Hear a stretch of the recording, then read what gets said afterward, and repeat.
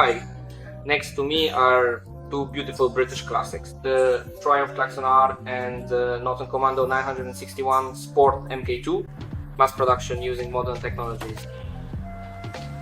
Handcrafted production using simple tools like files and open-end wrenches. They plan for about just over 1,000 units of each model per year. Are there differences? There are, but those aren't the only. This one costs 60,000 zlotys. This one is 100,000 zlotys. Is that insane? It is. So why are we even comparing? Well, when one of these showed up in our editorial office, a debate immediately broke out about whether it's really worth spending that much money for something handmade. And of course, we saw no problem with the silhouette, with the shape of the motorcycle.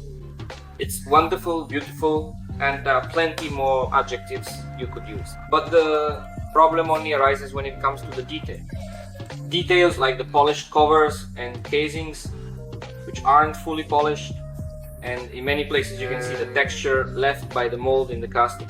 On top of that, there are the wells, which are sloppy and full of splatter. You can also add the front lamp bracket to the list, which hasn't been sandblasted or glass beaded, it's simply been shaped with an angle grinder. Paint was then applied over that.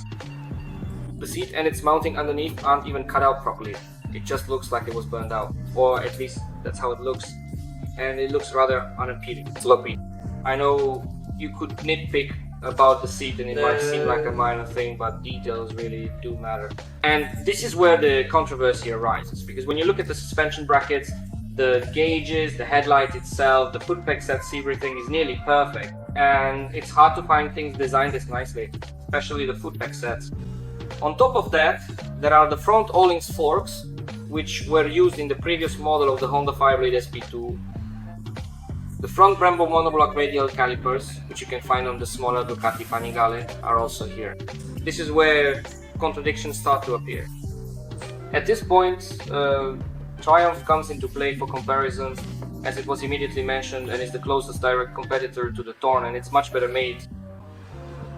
That's right. Triumph has already earned a reputation as one of the most meticulous manufacturers, and almost every detail in a Triumph is nearly perfect. From the switches, which are made of good quality plastic and are nicely designed. That's not necessarily the case with the Norton. To the fake carburetors covering the injectors, here literally everything is refined almost to perfection. And this is exactly where the debate arises, because many people claim that the unique charm of the Norton lies in its imperfections. It's the lack of attention to detail that gives it that hard to describe something, and that it's not an overly polished motorcycle. You can see that it's handmade, that it was crafted by human hands. We can't solve this problem ourselves, and there are just as many arguments against the Norton as there are in its favor, so it's up to you to let us know what you think. Do you prefer an imperfect motorcycle with its own character, handmade, or a perfectly polished, mass-produced machine?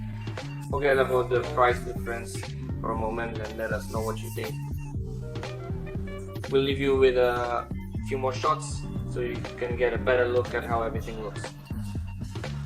Let us know. Thanks a lot and see you next time. Bye!